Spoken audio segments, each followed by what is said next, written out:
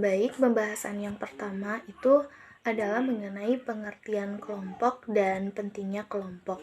Pengertian kelompok itu merupakan kumpulan dari individu-individu yang mempunyai tujuan, identitas, dan keunikan tersendiri, serta saling mempengaruhi satu sama lainnya. Kelompok ini kemudian nantinya akan memberikan dampak kepada kepribadian, sikap, dan perilaku individu yang ada pada setiap kelompok. Kemudian, alasan mengapa kelompok itu penting, yang pertama itu karena adanya sosial hunger. Sosial hunger ini merupakan masalah yang biasanya timbul di dalam hubungan sosial, di mana terdapat kebutuhan psikologis manusia. Kemudian, alasan yang kedua itu karena adanya isolasi. Isolasi di sini tidak hanya mengenai kebutuhan fisik, namun manusia juga membutuhkan hubungan sosial. Selanjutnya ada manfaat kelompok, di mana diantaranya adalah kebutuhan akan penerimaan, kebutuhan untuk mencintai dan dicintai, kebutuhan kasih sayang, kebutuhan untuk merasa berharga, serta kebutuhan pengalaman yang baru. Nah, nantinya pengalaman ini merupakan pengalaman yang belum ia alami atau belum didapatkan ketika bergabung dengan kelompok lain. Selanjutnya ada klasifikasi kelompok. Klasifikasi yang pertama adalah task group. Task group ini merupakan grup yang sengaja dibuat untuk menyelesaikan pekerjaan tertentu agar suatu masalah dapat diselesaikan, atau kelompok yang berorientasi pada penyelesaian tugas untuk mencapai tujuan bersama. Tipe-tipe task group diantaranya ada dewan direksi, kelompok satuan tugas, komite dan komisi, badan legislatif, pertemuan para staf, tim multidisiplin, case conference, dan aksi sosial. Selanjutnya, klasifikasi grup yang kedua adalah treatment group, di mana grup ini sengaja dibuat untuk memenuhi kebutuhan sosial emosional pada klien. Tipe-tipe treatment group itu ada 5. Yang pertama itu ada support group, adalah grup yang dibentuk dengan tujuan untuk meningkatkan kapasitas klien agar semakin sukses di tempatnya. Grup ini juga dibuat untuk membangun effective coping skill pada klien.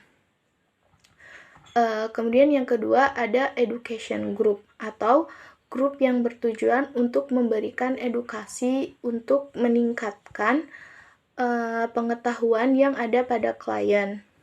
Selanjutnya ada grow group atau grup yang dibuat untuk pengembangan potensi dalam rangka memenuhi potensi terbaik pada klien.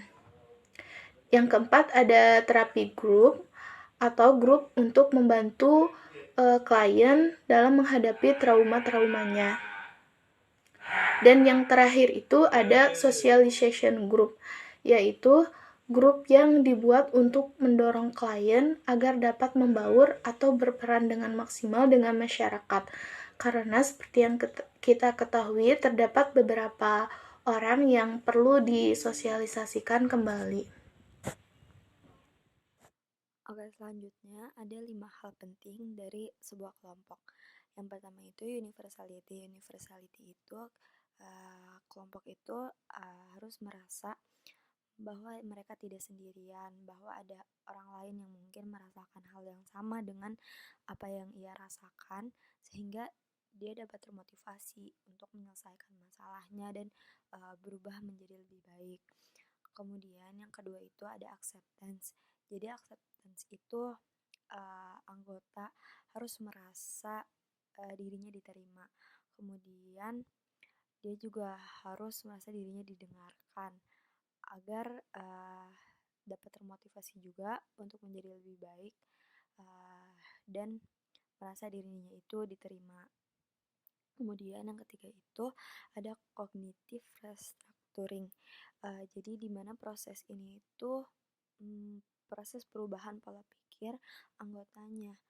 Mungkin bisa dari nilai atau norma agar mereka tuh yang tadinya tidak bisa menjadi bisa, yang tadinya tidak mau menjadi mau melakukan, dan bisa menjadi lebih baik ke depannya tanpa harus mendapatkan pertolongan. Kemudian yang keempat itu ada altruism. Altruism itu uh, dia sebuah rasa seseorang merasa senang jika membantu orang lain. Altruism itu merupakan hal yang alamiah yang uh, dirasakan oleh manusia.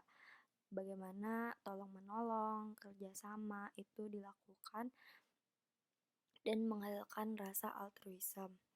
Dan yang terakhir itu hope, yaitu harapan. Jadi seorang anggota itu harus memiliki harapan untuk terus lebih baik, untuk terus meningkatkan dirinya bersama para anggota lainnya. Kemudian selanjutnya ada definisi dari social group work menurut Sutarso. Jadi menurut beliau social group work merupakan metode untuk menghadapi orang-orang dalam suatu kelompok dan memberikan pertolongan untuk meningkatkan fungsi sosialnya serta mencapai tujuan-tujuan sosial yang dianggap secara baik. Kemudian ada juga tujuan dari social group work, yaitu enhance functioning dan empowerment. Jadi tujuannya ini adalah melakukan metode yang sudah dipelajari untuk melakukan pertolongan kepada individu maupun kelompok yang biasanya itu dilakukan secara mikro dengan tatap muka. Kemudian perbedaan social group work dan social guest work. Kalau social group work itu tujuan utamanya itu membantu anggota kelompok untuk mempengaruhi fungsi sosialnya, perubahan maupun pertumbuhan sebuah kelompok tersebut. Sedangkan social guest work itu adalah rangkaian pendekatan untuk menolong suatu individu yang memiliki masalah dan relasinya itu antara pekerja sosial dan penerima pelayanan secara tatap muka. Jadi selanjutnya itu ada kriteria dalam menolong satu kelompok. Yang pertama ada sekumpulan orang, yang kedua itu ada interaksi antar anggotanya, yang ketiga itu saling ketergantungan antar anggota kelompok. Kemudian yang empat itu satu kesatuan kelompok yang berbeda dengan kelompok lainnya. Dan yang terakhir itu merupakan satu kesatuan yang unik dan memiliki ciri khas masing-masing individu di dalam kelompok tersebut. Jadi beda dengan kelompok-kelompok lainnya. Baik, selanjutnya itu ada keterampilan yang digunakan oleh pekerja sosial. Yang pertama ada active listening. Active listening di sini artinya pekerja sosial secara penuh berkonsentrasi mendengarkan apa yang dikatakan klien. Tujuannya adalah untuk meningkatkan pemahaman pekerja sosial itu sendiri untuk memahami apa yang dikatakan oleh klien atau apa yang sedang dialami oleh klien. Dan yang kedua itu ada paraphrasing. Paraphrasing adalah teknik untuk menyatukan kembali esensi atau inti dari ungkapan klien. Dengan teliti, pekerja sosial mendengarkan pesan utama dari klien itu sendiri dan diungkapkan kembali dengan kalimat yang lebih mudah atau sederhana. Dan yang ketiga ada clarification atau klarifikasi. Klarifikasi ini adalah di mana pekerja sosial mengungkapkan kembali memastikan kembali apa yang dipahami oleh pekerja sosial dan apa yang dirasakan oleh klien itu sama. Dan yang keempat adalah minimal respon. Minimal respon ini adalah cara untuk menghadapi klien dengan lebih banyak mendengarkan dibandingkan ikut berbicara dalam percakapan antara pekerja sosial dan klien. Selanjutnya ada beberapa prinsip dasar yang harus diperhatikan dalam praktik pekerjaan sosial oleh seorang pekerja sosial. Yang pertama itu ada penerimaan. Di sini pekerja sosial harus menerima klien apa adanya tanpa menghakimi klien tersebut. Yang kedua itu ada komunikasi, bahwa pekerja sosial harus menangkap pesan atau apa yang disampaikan oleh klien dan mampu menggali lagi permasalahan atau apa yang menjadi permasalahan bagi klien. Yang ketiga itu ada individualisasi. Individualisasi di sini artinya pekerja sosial harus paham bahwa setiap individu itu berbeda dan memiliki keunikannya masing-masing. Dan yang keempat itu ada partisipasi, di mana pekerja sosial mengajak klien untuk turut serta berperan aktif dalam penyelesaian masalahnya. Dan yang kelima ada kerahasiaan. Di sini pekerja sosial harus mampu menjaga kerahasiaan dari masalah yang sedang dihadapi oleh klien. Dan yang keenam adalah self awareness atau kesadaran diri, di mana pekerja sosial harus mampu mengendalikan diri sehingga tidak terhanyut dalam perasaan klien. Baik, yang selanjutnya ada peran pekerjaan sosial. Dalam hal ini pekerja sosial memiliki 4 peran. Yang pertama adalah sebagai broker atau perantara. Peran sebagai perantara, pekerja sosial harus dapat menghubungkan klien dengan pihak-pihak yang dibutuhkan, misalnya seperti dengan dinas sosial atau dengan lembaga pelayanan masyarakat atau juga dengan pemerintah. Di sini bertujuan untuk membantu klien untuk mendapatkan apa yang mereka butuhkan. Dan yang kedua ada sebagai pendidik atau educator. Dalam menyampaikan informasi, pekerja sosial harus memiliki kemampuan yang baik dan benar serta mudah dipahami oleh klien. Dan yang ketiga ada sebagai facilitator. Dalam hal ini pekerja sosial memiliki peran yang berkaitan dengan menstimulasi atau mendukung pengembangan masyarakat. Peran ini dilakukan untuk mempermudah proses perubahan pada klien. Menjadi fasilitator ini bertindak untuk menolong sepanjang proses bantuan dengan menyediakan waktu, pemikiran, sarana-sarana atau hal lainnya yang dibutuhkan dalam proses pemberian bantuan. Dan yang keempat ada sebagai mediator. Pekerja sosial berperan untuk menjembatani antara anggota kelompok dengan sistem lingkungan yang menghambatnya.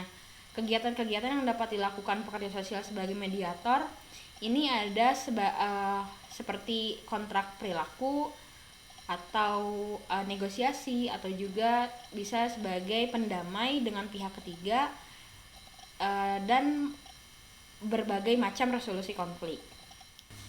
Baik, yang selanjutnya ada instrumen use of self atau seperti skill yang harus dimiliki oleh seorang pekerja sosial. Yang pertama ini ada understanding. Understanding artinya bahwa pekerja sosial harus paham betul terhadap permasalahan yang sedang dihadapi atau sedang dialami oleh klien.